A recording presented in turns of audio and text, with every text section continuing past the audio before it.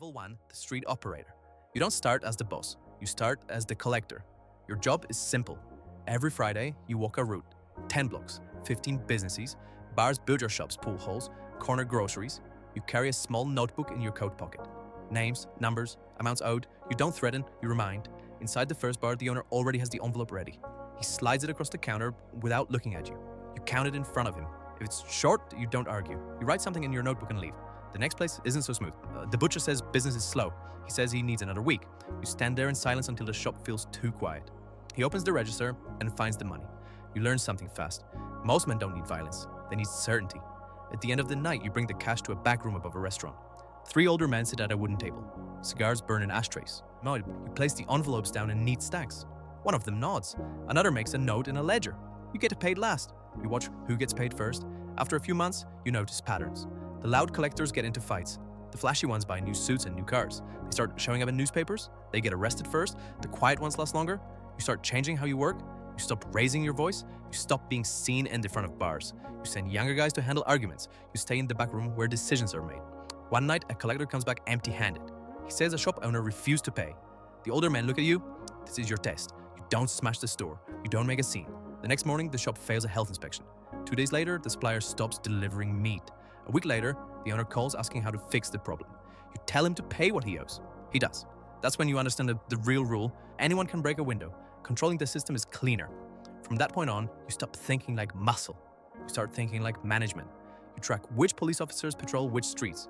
You learn which city inspectors drink at which bars. You memorize which alderman needs campaign donations.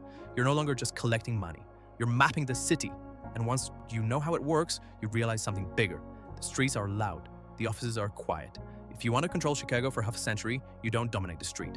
You dominate the rooms where the street gets decided. Part 2. Level 2, the political investor. Collecting money is survival. Influencing elections is power.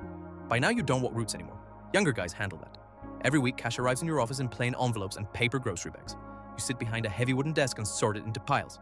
Operations, payroll, campaign donations. You learn quickly that in Chicago, aldermen matter more than gangsters. An alderman can approve a liquor license. An alderman can block a construction permit. An alderman can delay inspections for months. So you start attending fundraisers. You don't stand in the spotlight. You stand near the back of banquet halls while candidates shake hands and promise reform. When the music gets loud, you step forward and hand an aide a sealed envelope. No speeches, no photos, just support.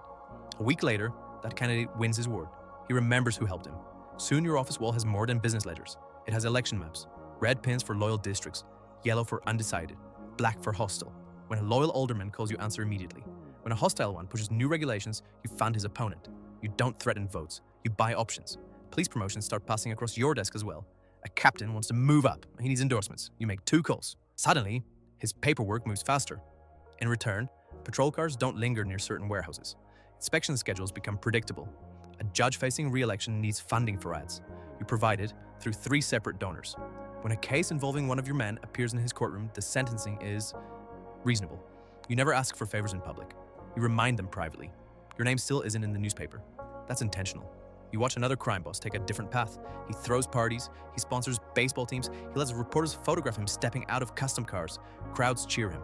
Then federal agents raid his office. You sit in your office reading the headline. You underline his mistake. Fame. From that day forward, you restructure everything. There is always a public boss. He gives interviews, he attends funerals, he appears in court. You don't. You attend meetings through intermediaries. You send instructions through layers. No document carries your signature. No phone call carries your voice directly. You become an investor, not a soldier. Money flows upward.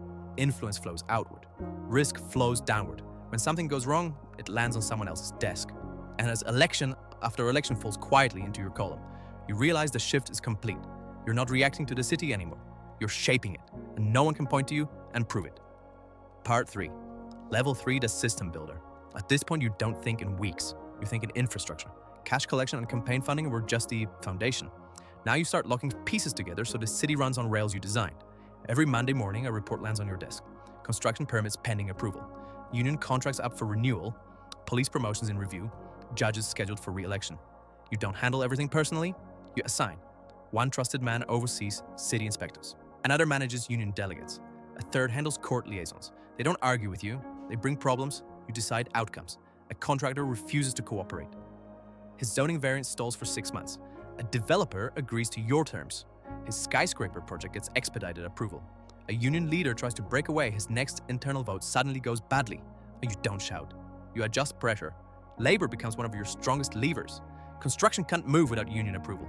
Trucks don't deliver without drivers. Garbage doesn't get collected without cooperation. So you invest in union leadership. You finance campaigns, you settle internal disputes, you ensure the right men rise to the top. Soon, major projects across Chicago require 2 approvals City Hall. And you. Police captains begin stopping by your office informally. They discuss staffing shortages, budget issues, promotion boards. You listen quietly. When riots break out on the south side, your neighborhoods stay calm. When rival crews try to expand patrol units, suddenly increase in the right areas. It's not magic, it's alignment. Court cases start moving differently too.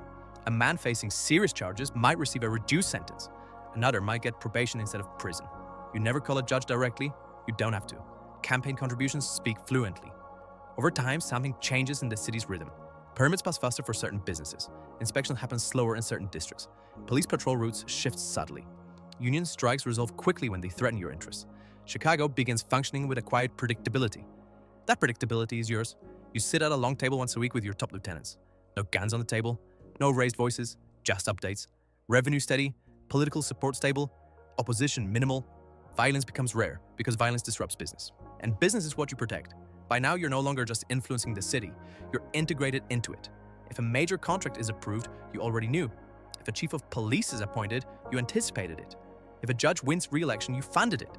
The system doesn't resist you, it incorporates you. And that's when you understand the real shift. You don't operate inside Chicago anymore. Chicago operates inside the framework you built. Part 4. Level 4. The expansion architect. By now, Chicago runs smoothly, money flows, politicians cooperate, police promotions align, but you understand something most bosses never do. A single city is a ceiling. You want scale. Every month, reports from outside Illinois start appearing on your desk. Las Vegas revenues, pension fund balances, casino acquisition opportunities. You don't visit often. You don't need to. You send men who know numbers better than they know guns. The first move isn't violence, it's financing. You sit at a long conference table with pension fund trustees. Suits, coffee, financial projections. On paper, it looks legitimate. Loans for hotel developments, casino renovations, expansion capital. Behind the paper, you know the truth. The loans go where you say they go.